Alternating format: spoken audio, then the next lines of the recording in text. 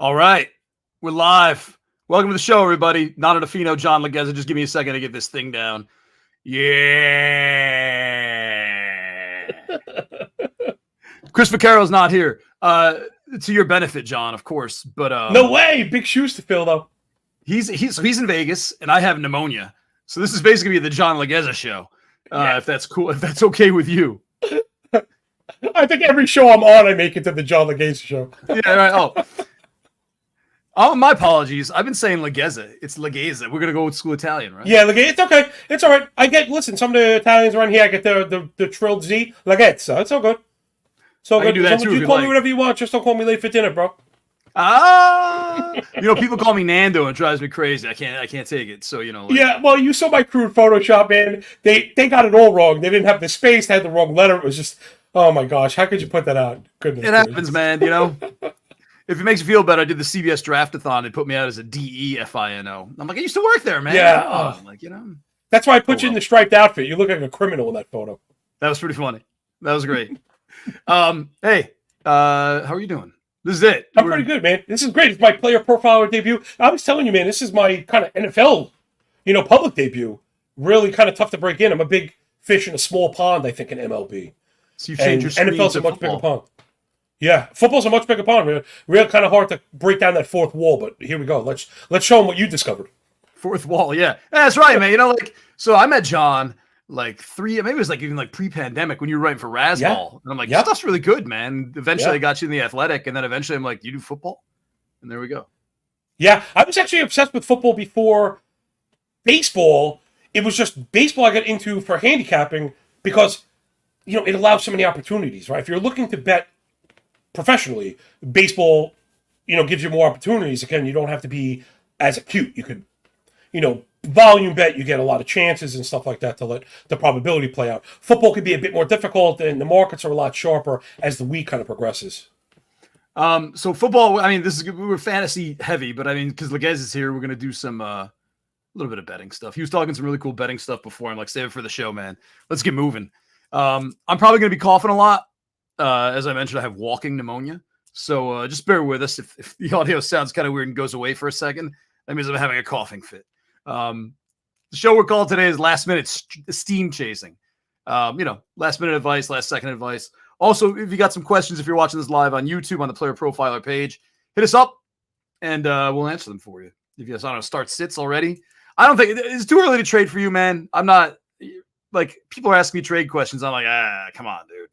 Already? I'll tell you what, in this circumstance, it was a player I was targeting at the draft.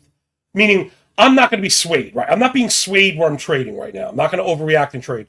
But if there were, let's say there were draft picks, like a 1v1 I would have made at the draft table, yeah, I'd probably do that if there's a guy I really wanted. All right, that's fair. I just usually be like, you did, I think Ron Chandler said it, you've done months of research, and now just like that, you're just going to change everything.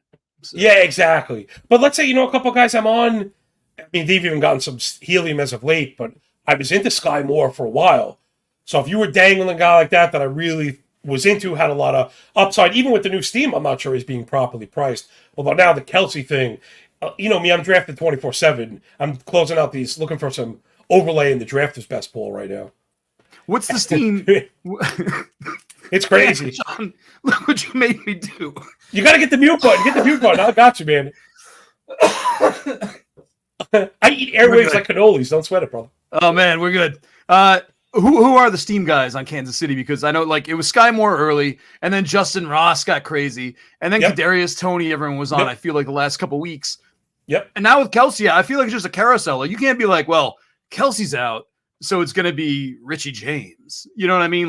Yeah, that's a tough one. It's funny you mentioned James, though, because I was on him initially as the kind of X-Factor piece maybe for Kansas City. He was a viable fantasy piece for the Giants. They were not very good. Yeah. And there was no continuity there at all. And James, if we're going to have the working theory that targets are earned, he went out and earned targets. He was a good player. He went out to Kansas City, who we think of as kind of being forward-thinking and understanding that they have the puzzle and they're kind of looking for the piece where you feel like some teams, maybe like the Raiders, just go get the nicest looking piece, whether or not it fits in the puzzle. So when James was going over to Kansas City, I was tweeting out months ago, there's a world where James is the every down slot receiver for the Kansas City Chiefs. Although since then, I don't want to say I'm backing off it so much, but the Tony Steam you mentioned, that's been more of the pendulum, right? Because I thought he was going up too high. Then he got hurt. We were all shocked, of course, by hanging faces happening. Then he started to fall, but then when they announced he might play, and you might get 6 snaps from him Thursday, everybody draft him in the top 125. That's exactly what happens with these guys. The Chiefs, Nando, they're so alluring. The idea of maybe getting the Tyreek Hill season, right, to get double-digit targets of that quality every week from Patrick Mahomes is just too tantalizing at the back end of drafts. I'll be honest, I got best ball drafts from. I just went Pokemon, bro. I collected them all. I have James and Ross, even Noah Gray, because I said if any of these hit, all 4 of those picks are paid off. But right now, they're all going up. Justin Ross, you mentioned, it's a tough one, man. Another part-time player, I think. I don't know if one is going to be like, oh, this guy got 1,600 yards. We should have seen it coming. Or like I picked the wrong one. I feel like it's just going to be spread, man. Like it's. Yeah, I'll tell you what, though. If we do get 125 targets for Richie James, and let's say the majority of them are out of the slot, I would say that's something that maybe we could have seen coming, right? Again, with the puzzle kind of, analogy I put out there, that he's a very specific role and that I think they now need. Forget Kelsey, I think he'll be back soon. Juju Smith-Schuster was, we let expectations kind of lead the carriage. He was not bad last year, Juju, and he was banged up, and he might be on the back end. Where if James is just a crisp route runner, Mahomes is going to get you the ball, man. He throws it sideways on one foot. So if James is going to secure it, he could. Again, I don't know what this is worth outside of PPR, but you could be talking about a 90 reception guy. So Nate Taylor, our Kansas City Chiefs writer, we asked every writer, this is like a month ago at this point, who's the guy you like? Or like, what's your one nugget so far of training camp? And his guy, he said something like, Richie James is becoming a very dependable target for Patrick Mahomes. You nailed it. That's the word. And you know what? That's the word you need, man. Yep. Yeah. You nailed it. Dependability. It's funny. Is he boring? He's like he's boring, and that's perfect. Guess what? Boring in Kansas that City is fine. Yeah. Yeah. Right. Exactly. The back seat of the highest roller coaster in the world is still pretty damn exciting. Right. Yeah. Who else got some steam? Actually, you were in this. Who's been hot? Well, Jahan Dotson is really hot right now. Yeah. With the McLaurin injury. I noticed. It's going to be interesting to see over these next, whatever we have left, 36 hours or so, 48 hours, how the market responds to McLaurin now is back. They're saying Wait, can you hear that? For McLaurin, yeah, we need a mute button. Oh, no, I turned my volume down on the mix. I'm sorry, that's my bad. Oh, well, I can't speak. I'm not that tech savvy. Maybe I'm hearing what's not necessarily going on. So I might have ruined the kayfabe for us on that one. Whoopsie. So try that again. All right, so Jahan Dotson is a hot player right now, right? With McLaurin going down, but now the news of McLaurin is that what might have sounded like turf toe now sounds like a minor toe injury. He's back in practice and looks like he might play week 1. I'll be curious to see where Dotson lands. Again, you often hear me talk about the pendulum. I'm a market guy, I have a trading experience. So oftentimes we say markets don't correct, they overcorrect. And that's where you want to be. Where in the pendulum are you going to get? So if you like Dotson, right now is probably not the time.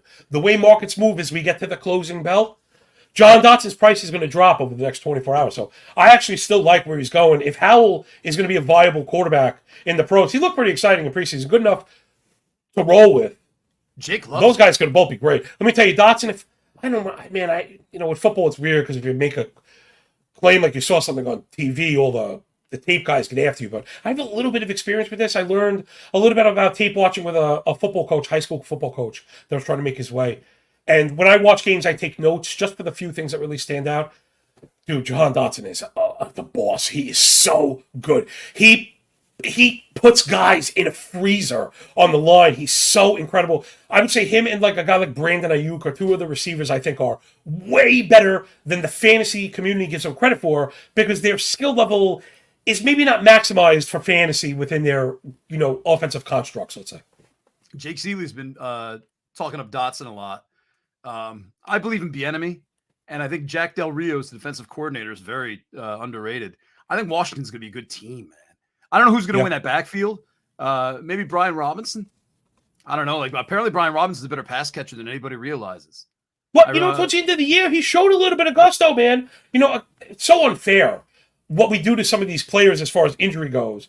If they're injured and they don't play, they're a bum, they're made of glass. If they're injured and they play and they're not great, well, he's not good, he stinks. It's totally unfair. This guy took a slug in the preseason, and the fact that he was out there playing professional football like 6 weeks later is a testament to his toughness, right? Intestinal fortitude, my man Gorilla Monsoon used to say.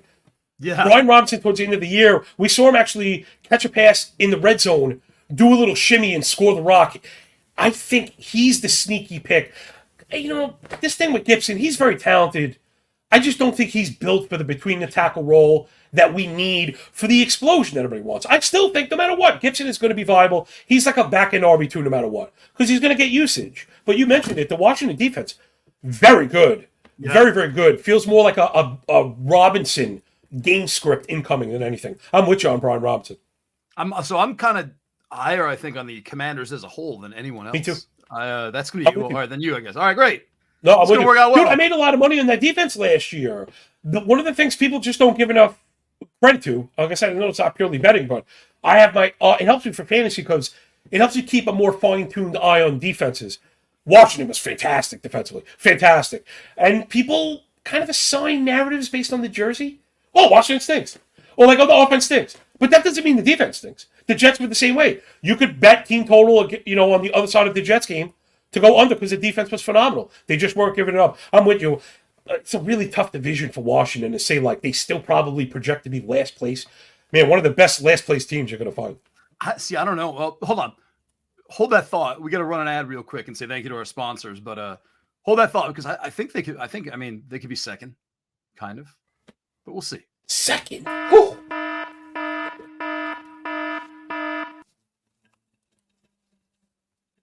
Let's take a moment to talk about Underdog Fantasy. Now, many of you have already signed up. Thousands have signed up from.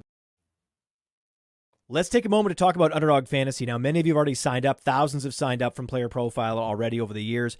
Underdog has supported us since 2020. Much of what you see on Player Profiler is because of Underdog, because of their support. Get the Underdog app, plug in that promo code Underworld. I used to play Underdog just for the best ball drafts. I mean, the best ball drafts are amazing. These draft rooms fill so quickly, and you can win life-changing money. You want to take advantage of all the sleepers we talk about on this show? Well, what better place than in an Underdog draft room to do that? And I recommend taking your Underdog play to the next level by diving into their NFL pick'ems. It's important to correlate those NFL pick'ems. You can pick both the quarterbacks and the wide receivers to exceed expectations. Correlate them, and you can 5x your payout. Bada bing, bada boom. Underdog Fantasy, the promo code is Underworld. For an instant deposit match up to $100, Underdog is the truest friend of the Underworld.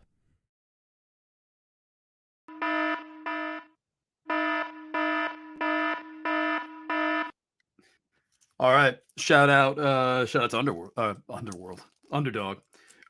By the way, I do want to, every show we like to plug other shows to cross promote all the stuff on the network here. I know I was supposed to get an email with the names in it and I didn't, but I do want to throw out Dear Ms. Fantasy with It's Terra Time.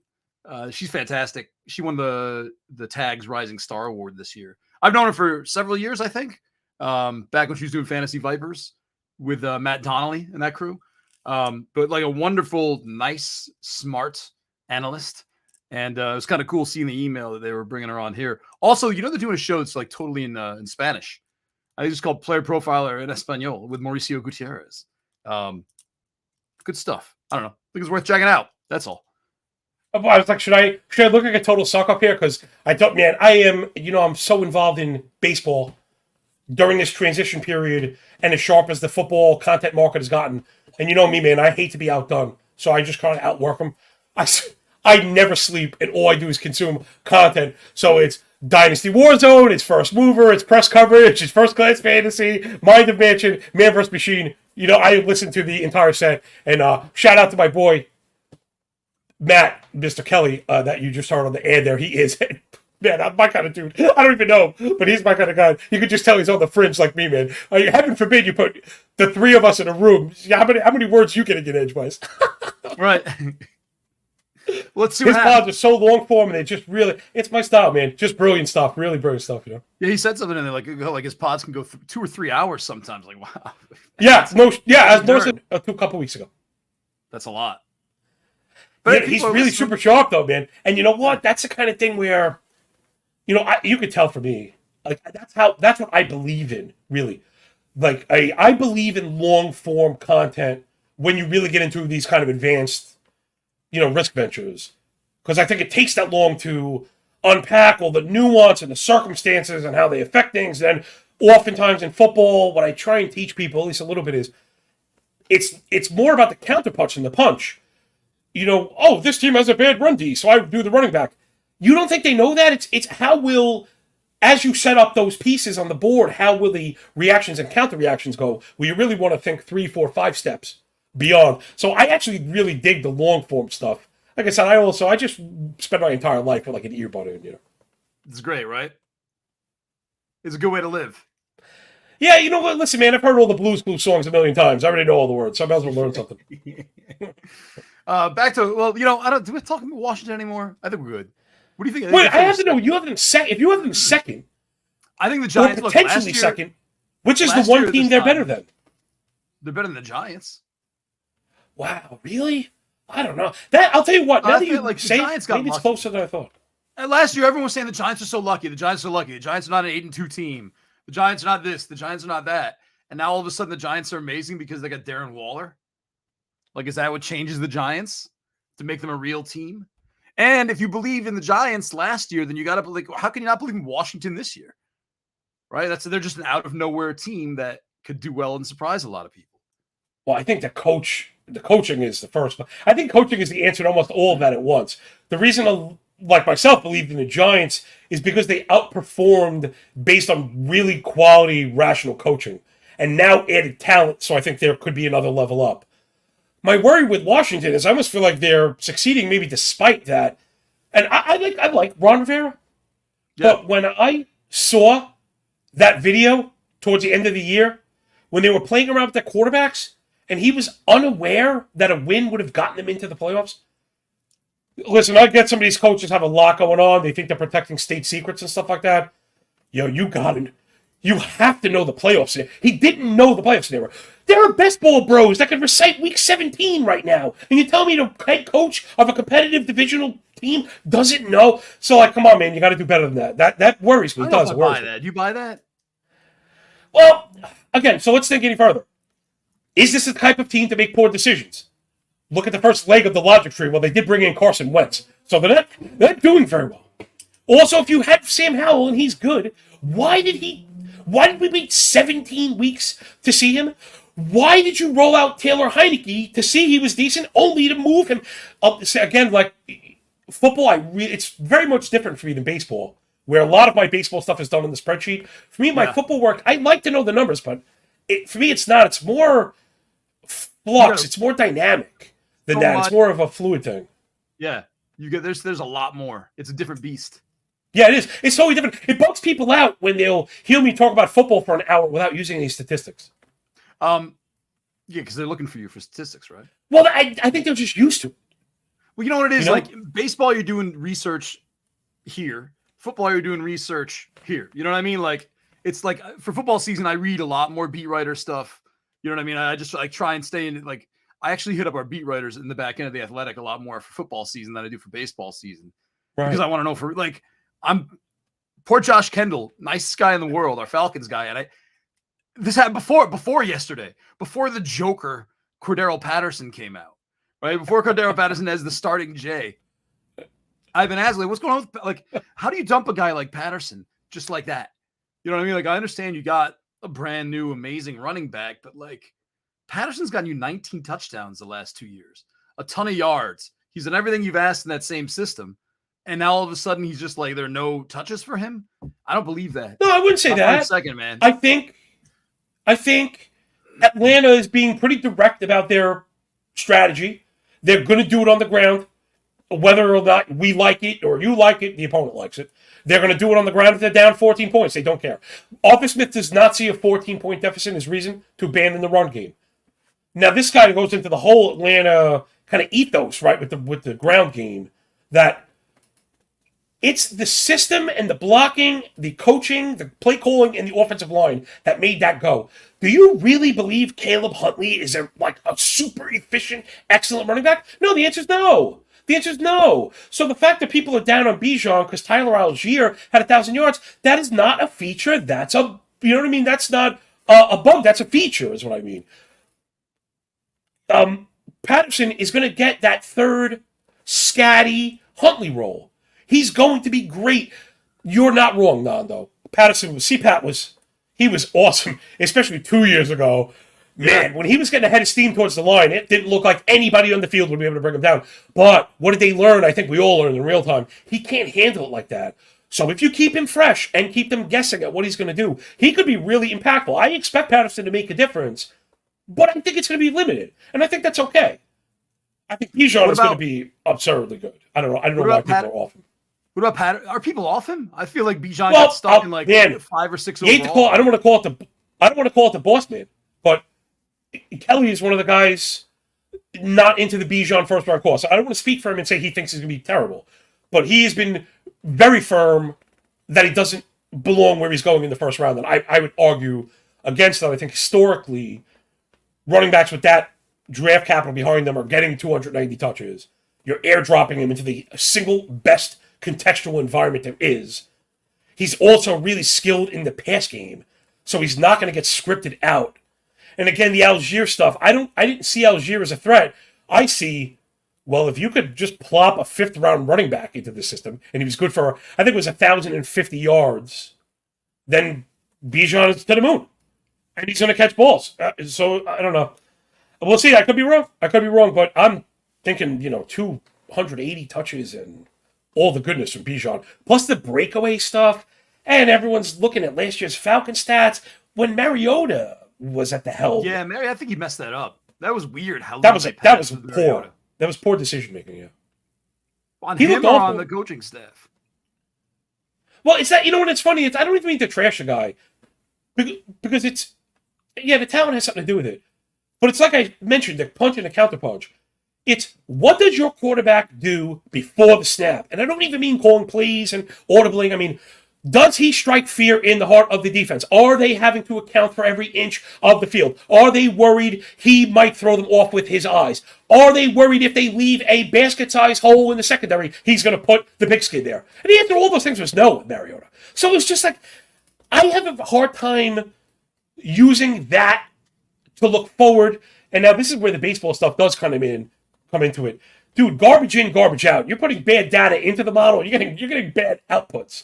So I really want to limit how much of last year's input I'm putting in that is tied to the Mariota. But dude, the fact that we're running down 3 scores, I never saw anything like it. It is breaking Twitter, I agree with you 100%. I thought it was odd. Like, why weren't they like Mariota? It's not like he's a rookie. It's not like he was like Justin Fields early season for Chicago, where it seemed like they were easing him in, only letting him throw 20 times a game. Mariota's been around forever, dude. Let the guy throw 30 times, but they didn't. Yeah, I don't know. It's weird. Like, at least give the threat. I don't know. Do you think that ruined Kyle Pitts, or do you think Kyle Pitts was just gone anyway? Again, it's really hard to ding Pitts because the way they used him was, exactly what we're looking for. Deep throws in the seam. He had 1,000 receiving yards as a rookie for a tight end. We're like, I'm disappointed. That's crazy. That's really good. And again, in a hampered system, is not the word. They're missing a leg.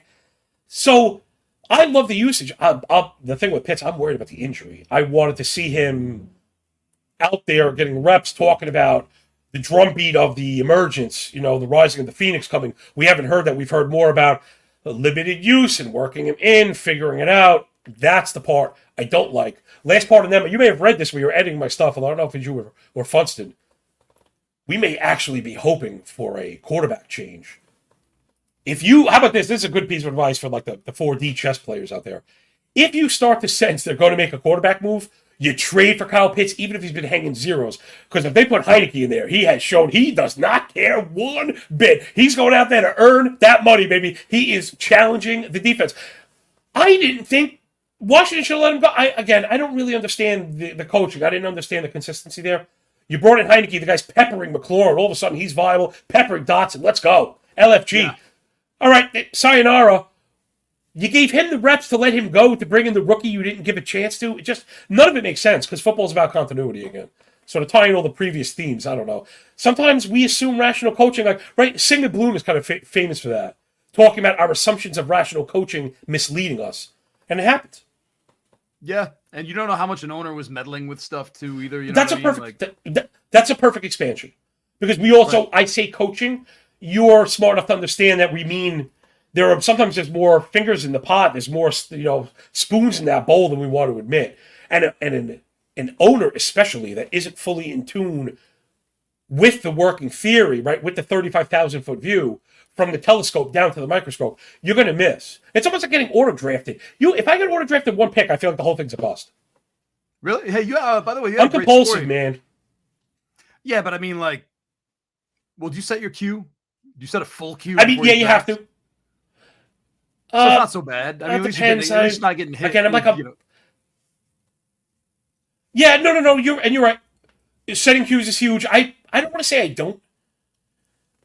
Well, because I don't want to end up with the same team. My rankings are just so unique. My rankings are so aggressive that I probably cross. I probably cross off 80% of the field right off the bat. This is like the Casey Cha method from fantasy baseball. I'm doing it for football. Most of these picks are going to bust anyway, and we're going to talk about right pricing and ADP and stuff. I don't let that influence me. I don't care. If I don't want a player, I don't want him at any price. People say I don't hate the player, I hate the ADP. I actually hate the players. Dia Dash, you got a fan. I like this dude's flow. Well, you can't fake this kind of funk, baby. I wake up like this, man. You can't fake this. We just keep that up for the rest of the show here on the The screen. rest of the show, we're doing an hour a day, baby. Come on, man. Are you kidding me? I am Octane. Gil Alexander, I've been lucky enough to land a guest spot with him on a numbers game, which is a really prominent kind of betting show.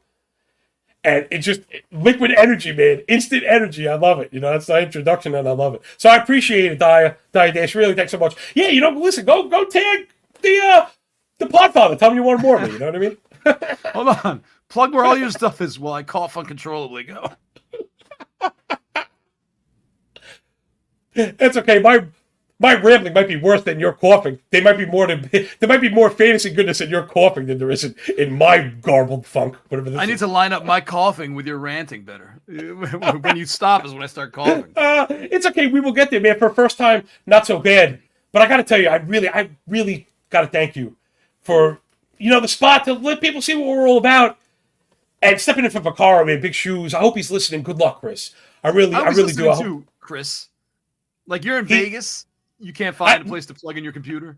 I wonder if he told you the funny story when we met him it was Sealy's, the day of Sealy's Flex Draft, where Vaccaro was nice enough to open up the Gramercy Street Tavern, which, by the way, if you're ever in downtown New York City, you got to check it out. It is beautiful. It's absolutely beautiful. It's in a great location. Oh, it's the nut hand. It really is. But, of course, I showed up to that draft at 10 o'clock in the morning.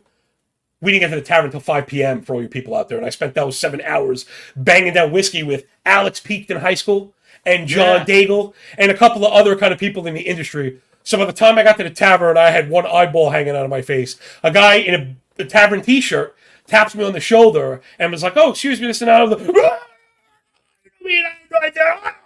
And he was like, he knew my name, and I was like, "How do you know me?" He's like, "I'm Chris Vaccaro." And I was like, I feel like a jerk right now. So, Chris, I'm sorry to not know who you are. I couldn't pick you out of a crowd. I was seeing triple. I should have hit the one in the middle, Rocco. But thanks so much, man. I really do. I dig his style. I dig your style. And that was one of the things I wrote to you in a topic.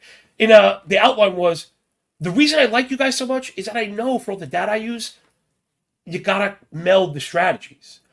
Right? A guy like Chris Vaccaro, how about our buddy Matt Modica? Yeah. These guys are not, they're not quants, and they're proud of it. They understand the statistics are only going to take you so far. So they use the ones that they need that help them get to where they're going. And then they take it from there, and they've shown. A guy like Modica, dude, 2-sport GOAT in fantasy. He doesn't have there's no quadratic formulas going on there. And the guy's brilliant. You know what I'm saying? So I know that. And that's why I like to mix it up with people that, I don't mean to quote objective or subjective, like to make it sound one is better than the other. They're just different. But, it's all about, right? It's all about the tapestry. Well, that's, and I feel like sometimes when people start pulling out their content creation, they lose a lot of logic, man. I'm like that, like this, like I don't know, like when you think you like a player and blah blah blah, but you're like it doesn't fit the system, man. Like that's like you've pulled out a bunch of stats, you've said a bunch of things, but the guy's going to play 20 snaps. You know what I mean? Like, so what if he's got the highest DVOA and that all that means is like maybe a coach should play him more, which he won't. You know what I mean? Like there's that element that's missing, I think. Well, I think I forget who I was talking to this about. This might actually be an interesting kind of offseason idea to tackle at The Athletic, is once we get the inception of these new advanced statistics, that there's kind of like a subsequent misuse that comes with it. Baseball went through it. And in fact, I had a really in-depth conversation with Russell Carlton. He's, pizza cutter, objectively brilliant guy, who was telling me that for about a decade, the baseball industry at large was misusing statistics. They had they were reviewing stabilization wrong, I think was kind of the center of it, to oversimplify. But the idea being, new statistics get introduced, everybody jumps at them, and we all want to cite them and start dividing them and creating rate stats and then doubling it. And are we always making sure that these things are not double counting? Are we always making sure that they're describing properly the thing that we're trying to describe? My favorite example is baseball. But to give you an idea, the hard hit rates and power rates, dude, they all say the same thing. You got to be careful that one doesn't make the other one better. It doesn't really strengthen your argument. And that's probably a good piece of advice for fantasy players and prop bettors out there. I bring this from trading, man. You got to be careful not to stack indicators, they call it. Meaning, yes, you want to build the most compelling and robust argument that you can. That's always a given. Yeah. But just because Amari Cooper's at home, and the other team plays a lot of man, and he's got this, that doesn't mean that you go all in, right? You always need to just throttle it a little bit. You always got to throttle the excitement, make sure it doesn't turn into irrational exuberance, right? And there's a reason to get to that point, because that's a mistake a lot of people make when they first start, is this argument is so good, it can't lose, and that's not the case. Right. Hey, do you want to talk a little betting? We were talking a little betting before we came on the show. Yeah, I wonder. I guess it's out there already. But I have just a. Is it? Don't reveal idea. Anything that you're not supposed to. No. It's all good. We just haven't even announced it. I don't want to spoil my big Twitter announcement. You know what I mean? I don't want to cost myself any followers here. You know what I mean? In this day of algorithmic glory, where I could be living off tweeting, baby. So I had this idea, and again, like I contend to do, and hopefully, I'm getting better at this. I'm really kind of an innovator and a thinker. I'm very proud of that. Trying to be a forward thinker, trying to break markets. Sometimes you come up with ideas. I tend to work alone. Sometimes maybe I talk too fast to explain them properly, right? So I kind of take the blame for it. Because I had this idea a couple of years ago, and I wasn't able to formulate it and frame it in a way that people thought that it would create edge, even though I knew it was good. So last year I actually sucked it up, and I kind of put it out there for free to test it. And what this is, Nando, is doing a cost per point analysis for betting. And I wonder as we get through this, we might be able to use this for fantasy as well. Right? And the idea is pretty simple. Again, I've done this a few times now, this tour. There is no standardization for betting as far as points and the line goes. This is a given fact. Right? 1 point does not equal 20 cents on the line. You can have one game that's -2 and the money line is -150. The next game is -2, and the money line is -185. Right off the bat. There's objective data right there that's actionable. It tells us what? That not all points are created equal, and therefore we should be doing the math and trying to figure out how much that point is worth. The problem is, and what I realize, I'm not going to call anybody out, but this is part of the reason why I've gotten some blowback, as brilliant as this is, because it truly is objective plus EV stuff, is there are just points where you should not be looking to cover the spread as a favorite because it's not worth it. When you find those games, man, I wish I had my hands on it right now. I don't want to start scrolling, but I know they're out there. I think it's good. There's a game this weekend that it's -1.5. And the money line is like -140, let's say. All right. So if a standard money line is -110, So moving from -110 to -140, there's your 30-cent, right? 30-cent move. Okay? And it's a point and a half. So 3.5 a point. So each half point is $10 right there. 10 cents, depending how you want to look at it. When you do all the math, like I have over the time, you learn the average of these things. It's probably closer to like 17, 18, even 20. So it tells us quite objectively, that it's not worth it to ever look to cover a point and a half because it doesn't cover the implied probability. So simply put, you don't look to cover you know what I mean? Like whip. that. Came back to whip in one of them. Remember, like the greatest indicator of pitcher ERA, you went through every single statistic and you're like, it's whip. For people, I was looking for in-season correlations to earn runs, and basically we ran correlations for like 60 different advanced stats, all the new stuff, and whatever you can think of it, and what did it come down to? Like you said, whip, the category that we were already using for 100 years. But sometimes you need to do the math to find this out. And this, I don't know if it's a content-driven thing. I don't know if it's just so simple, like it was too stupid to people to kind of realize. But it is a fact, because some of the sharpest, expert 30-year handicappers are out there touting a -1 pick. And you quite literally, you tell me, stop me when you heard this. The game's listed at -1, but we don't want to touch that because the -125 on the money line is a much better value. Whereas, like, it clearly is. It clearly is. It doesn't cover it, especially at 1.5, where you could win by 1, which is a very realistic possibility, and you lose. You have to understand when the Vegas books list a game at 1.5 points, they're telling you it's a coin flip. So why wouldn't you suck up just that little bit of juice? Trust me, I'm not a juice player. I would never tell you to bet -350 on a money line. But we're not talking about that. We're talking about -125, -130. This is an NFL football game. The ball is not round. There are quite literally like a billion variables, if you thought about it, that go into it. So it's crazy. And the reverse works as well. That there are times where the book is offering you 2 points, but people play the money line because they see the plus in front of it, +115. But +115 is not worth it if it's +3. You know what I mean? Like, you have to do the math. So I'll be charting it for betting pros. And, I mean, if there are any betting people out there, this would really get the antenna going, the antenna up, is that, so not only will I objectively point you which games need to be bet on the money line opposed to against the spread, but it also holds some predictive value throughout the week. I was able to, again, to show the idea being that I don't know if it's on purpose. It might just be human nature that people slowly recognize value and the wisdom of the crowd consolidates the pricing by the end of the week. So come Wednesday, and this is funny because I had to learn the hard way that this whole, oh man, it's so smart. Dude, it does not work on Monday. Don't even waste your time with opening lines. It's a waste. And I had to admit it. I was not able to prove anything. I was not able to correlate anything. But come Wednesday, I could tell you which lines are going to move a half a point and get you in front of them. I'm telling you, it's remarkable. This is pretty amazing, man. And it's just really simple math. It's just your simple math. I make a simple green, red, yellow chart, like stop, go, caution.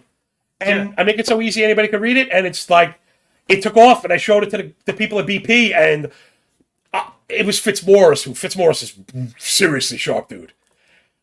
And I think I knew deep down that the person that wanted this would know immediately. And he did. Man, I don't even think he looked at it for 30 seconds and was like, this is it, baby. He was like, holy hell, this is something. It really is. It's so simple. It's so simple. It's so stupid. But hey, man, keep it simple, right? So it works. But that's it. Yeah. People forget about how simple these things can be. That's the whole. Yep. I'm holding a cough. That's the whole 100%. Point. Don't worry, I got you. So anybody can follow me up. We're covering all this stuff nonstop, getting you paid, fantasy and betting here at Player Profile with the big guy and my boy Nando, my paisan, man. You know, you want to laugh. You know, we'd call you in the electrical industry. I used to be, in a former life, I was a union electrician in New York City. We'd actually call you my rabbi, although it might be a bit off. But it's the truth. That was the nickname that we had for the person that saw it in you, and kind of. I know you never take any credit as much as I thanked you, and I have. That you did it. No. Without you, there's no me. Nah, without you, there's no me, homie. That's the truth, and I understand it. You can say whatever you want, and I got it. That's part of your charm and why you're a GD Hall of Famer, bro. You know what I'm saying? Right. Rolling with the Hall of Famer, Nando, the Fino. Yeah. That's right. High expectations for this show. Yeah, well, I'm Mr. Low Expectations, so maybe we'll meet somewhere in the middle.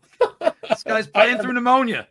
I know this is your sick game. This is your flu game now, though. You're Yeah, dropping right? the double nickel on him right now. You're right in the middle of it. You're at the third quarter. You got 38, 11, and 9. Just close it out, man. With a little bit of Michael's secret sauce.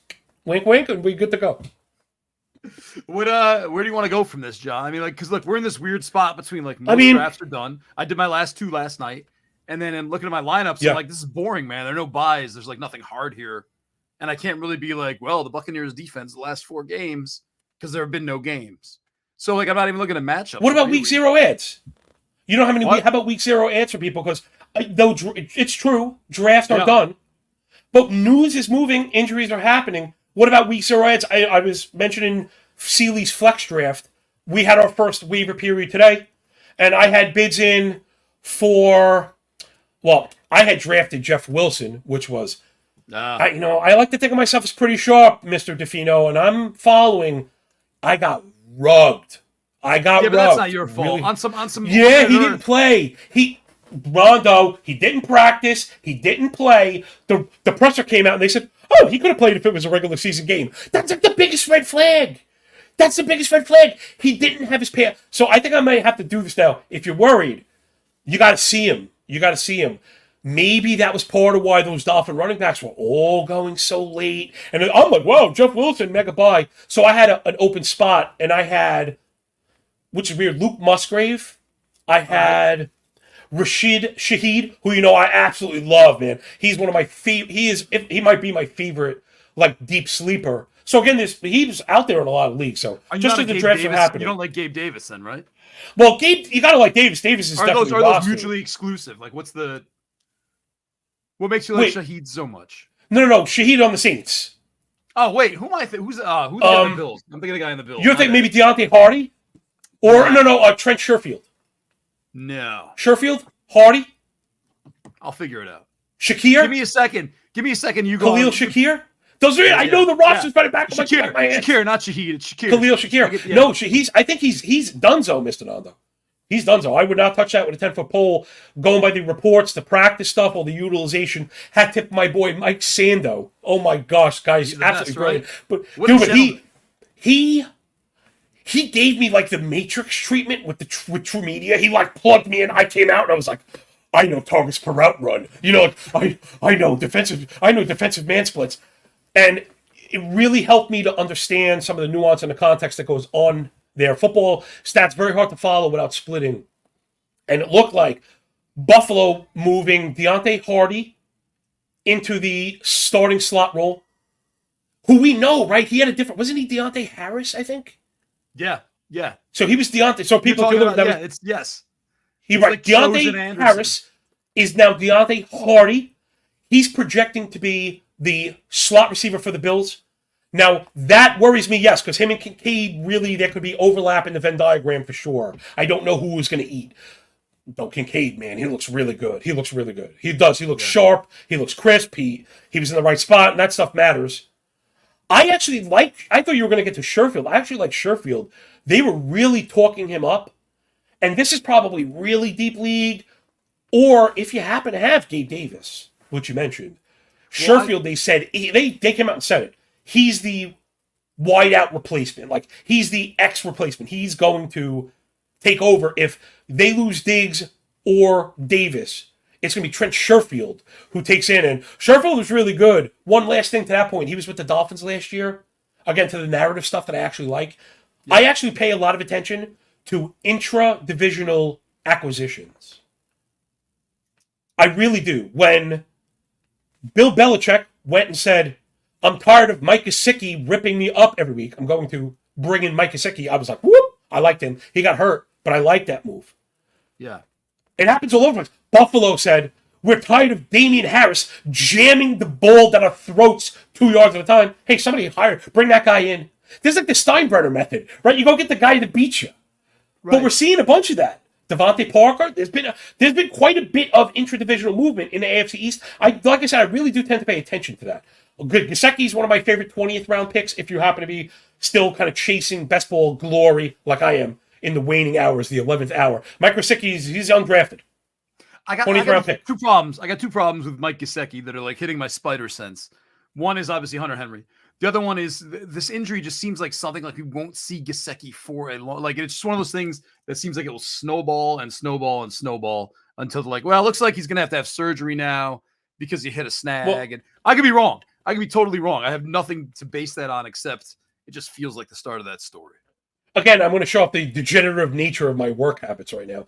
Gesicki just shed the non-contact jersey about an hour and a half ago. When I tell you I'm on the ball, I absolutely refuse to be laughed by the football bros. If I want to deliver this stuff, I got to deliver it as if I don't work on baseball, that this is my life. So while you were sleeping, that's what I'm doing. Crushing practice reports. Yeah, so I know you were hacking and wheezing. I was eating spoonfuls of honey. I was internet stalking Mike Gesicki, making good use of my time, and it turns out the contact jersey's off. Let me bump up against you with the Henry thing again. I don't think that's a bug. I think it's a feature. Bill O'Brien will use two tight ends. You'll see two tight ends. They have no pass catchers. Devontae Parker's banged up, right? And Juju's banged up.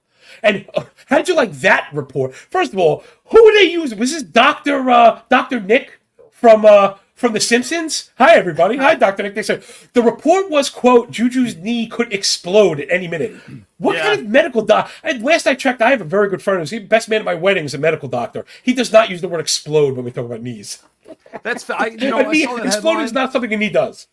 I meant to look at the rest of that story because that doesn't seem right. Because either you're violating crazy HIPAA stuff or it's just some guy trying to get attention saying things. You know what I mean? Listen, I was worried about it in the first place. They should have been worried about it bringing him in the first place. Anybody drafting Juju should have been worried about it in the first place. If we got like a kind of good season, that was with the Chiefs and Patrick Mahomes. This is like Mac Jones and the Patriots. Juju Smith-Schuster is now like the focal point of the passing attack. I guess you could push up against him with Ramondre, but he's still a running back. So when we're talking about lining up, Juju's getting the attention. I don't know, man. I'm talking myself into these tight ends. We're going to be a lot of I think we're looking at a lot of 8 for 55 games from these guys. Well, Gesicki, remember a couple of years ago, want to try and convince the arbitrator that he was really a wide receiver? Yeah, the Dolphins used me as a wide receiver. They're doing him wrong, though. They did him wrong. He was a wide receiver.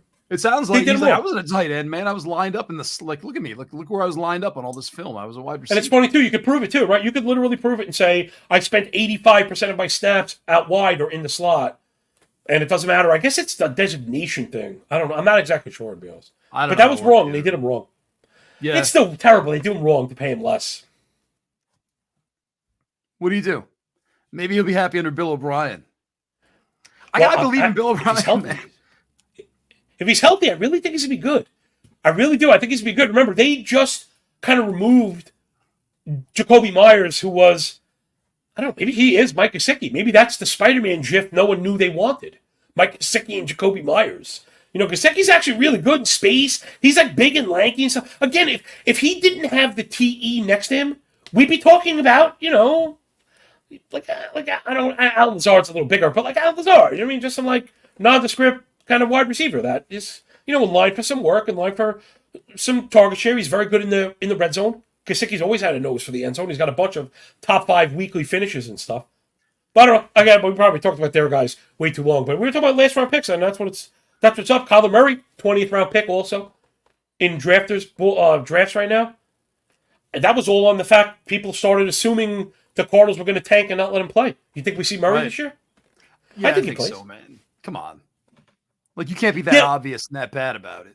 Okay, I actually wanted your why.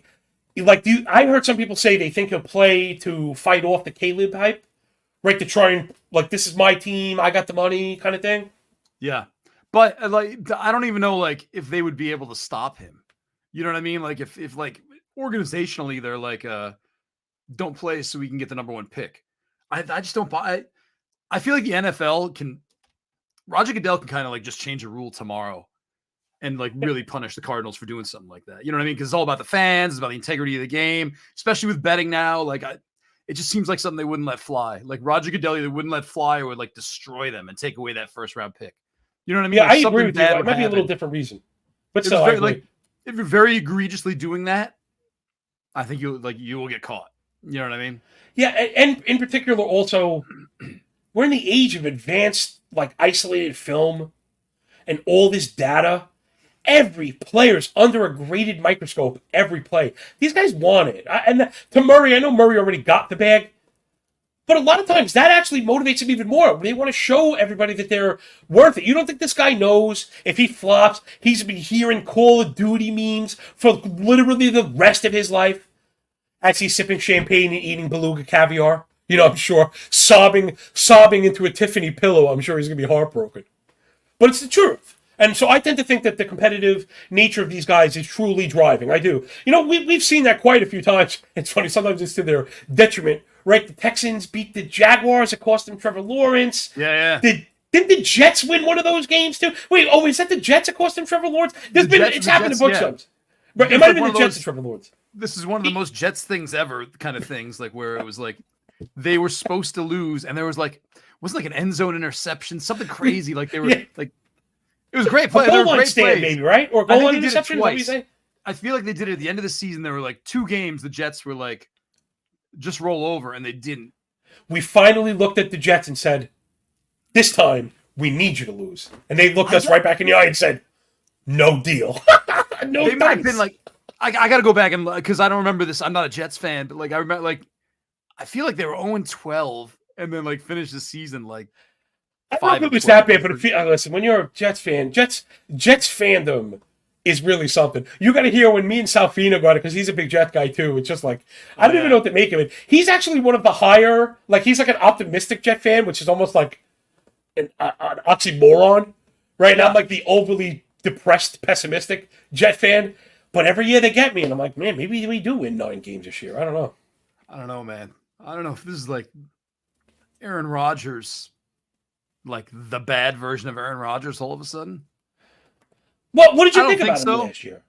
Like Aaron Rodgers over the last 5 years, like maybe it's more like 6 or 7. And my frame of reference is all off still. But I remember Rodgers had a couple bad seasons, and Rodgers kind of like Tom Brady started very poorly, and people were like, should we cut Aaron Rodgers? Like, this is not the same Aaron Rodgers, blah, blah, blah. Maybe I think it was one of the years when Devontae Adams was still there, actually. But the point is, like, there's been like a mini, I don't think I would call it decline, but there have been a couple signs that Aaron Rodgers is vulnerable, I guess. Well, I mean, you'd only be normal for thinking that. You know, I think the people who think he's invincible are the ones that are misguided. Right. Last year was rough, man. You know what gets me is the Alan Lazard and Randall Cobb love. Alan Lazard's never had more than 800 yards in a season, I think. Like, Lazard came over with Rodgers. He's going to be the greatest. I'm like, he's never even had a 1,000-yard season with Rodgers before. It's not like he brought over Devontae Adams. And not to knock Alan Lazard, I'm sure he's great, but we're expecting way too much. I think McCole Hardman's the guy there. All right, check this out. Finally, it took me long enough to finally get to some of that lovely data we were talking about. I had this one out with Fino. I got to be honest. I think people have shortchanged Lazard, and this actually had to go with Mike, because I was like you. I wasn't buying it. Okay, so check it out. We got a couple things rolling. The first narrative, but this is the truth. Lazard is a plus run blocker from the wideout spot. He's a plus. As good of a run blocker from the wideout spot there is in the entire league. He's been credited quite directly for a whole bunch of the Aaron Jones success from Aaron Jones and Aaron Rodgers themselves. So that would be one, is that he serves a very functional role in the offense. And then when you look at, this is Alan Lazard last year, and again, right, it was with Aaron Rodgers. I just didn't realize any of this. So 12.5 air yards per target, 19% of the team target share, 28% of the team air yards, 34.5 explosive receiving rate, 13 20-plus yard receptions, 17 red zone targets. Kaboom! And all of a sudden you're going, wait a minute. That's exactly why he is there. Now you know exactly why Alan Lazard is there. It's funny. For as weird as Aaron Rodgers is, he talks in hieroglyphs, whatever he's doing, coming out of his darkness retreats on ayahuasca or whatever. Although, I'm surprised. Aaron, if you want to hang out sometime, don't exclude me. I'm not saying I wouldn't come. I'm not saying I won't come hang out. But I'm just saying it's a little weird. But it looks very directed. Nando, Rodgers is here to win it. They have the run game. He brought his compadre, but that's the red zone target. Dude, 17 red zone targets. They only converted 4 for touchdowns. Outside of DK Metcalf, I think Lazard might have been the most, like, quote unquote, unlucky, the lowest success rate, however we want to describe it. If they had a normal success rate and he had 9 or 10 touchdowns, would we be saying the same thing? I don't know. No. 17. Did you know that? I didn't know that until I looked at it. 17. That's ridiculous. That's really good. That's a lot. 17 red zone targets is hefty. Let's check it out. I actually have the whole league here. I don't think there's many people above it. That put him 16th overall, which is maybe a little bit lower than I thought when you hear about it. But like, geez, Travis Kelce had 30. Oh my goodness, that's insane, right? How does he? He doesn't need more. Yeah, I know. He's gonna be getting it from the hospital bed. Look, we're coming up on the hour. Let's. We got a question. We got 2 questions. You want to hit them up real quick? All right. Kenny wants to know: should I trade Amari Cooper for Cooper Kupp full PPR? No, wait. Let me. Man, one. All right, go ahead. It says I already have DKT Higgins, Drake London. Then I'd probably say no.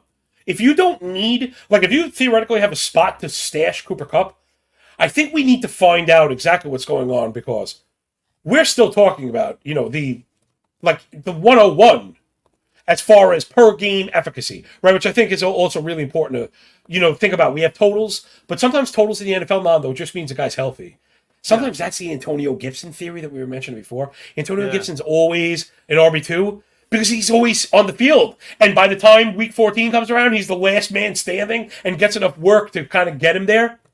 But Cooper Kupp last year, I don't know if people even realize it, that was with the withered husk of a Los Angeles Rams offense. Cooper Kupp leading the league in points per game, 22.4. Next was Austin Eckler, 21.9. I mean, he was, he's everything. So if you can hold Kupp, you want to. Because again, fantasy football is about winning. I think he's asking if you should go get Kupp. Oh, I absolutely would if you had those guys. Well, I guess I misread it. But either way, the argument's the same, just inverted. So yeah, absolutely. If you can afford to bring Kupp in and not have to start him, the answer is absolutely yes. Cooper's the one with just as many red flags. We don't know if Deshaun Watson's any good. Yeah, isn't that crazy? That might be the big miss. Don't you think that could be this year's Denver Broncos, the Cleveland Browns, unfortunately? And I like the Browns, my man. But all the hype, the new quarterback, but he stunk the last time we saw him. But he's going to be good this time. Oh, he's going to be good this time. Are we sure? I don't know. I don't know. Oh, should I trade Josh Allen and Dobbins for Lamar and Alexander Madison? I mean, I would because Lamar Jackson's my guy. And I think Madison is probably greater than signing Dobbins. Plus, he opens up a pathway to the contingency plan with Chandler. And I know it's kind of, you become persona non grata when you bring up handcuffing. But like, when there's a distinct handcuff, I want that guy. So I think of RBs in that kind of 3-dimensional terms. Which side do you like now, though? I like Lamar. I like Matt, but I'm higher on Madison, I think, than the average Bear this season. Isn't that something that how everyone's just like, nah? It's funny how we are. If only Tony Pollard could get the lion's share, we'd love him. He'd be the greatest player ever. Well, that's what he's got. He's like a second rounder. It's like whatever. And then when you get to the same thing, it's weird. And Madison, when Cook was out, we were clawing over each other like Walking Dead to get to Alexander Madison in draft games. And he excelled. And this is another funny one. And he excelled. I have found the counter argument to that really funny. That it's 3 of the 5 substitute games were against the Lions. Now you want him to pick the games that he was starting as a backup. When he started, they gave him 20+ touches. He would finish as the top 5 running back of the week.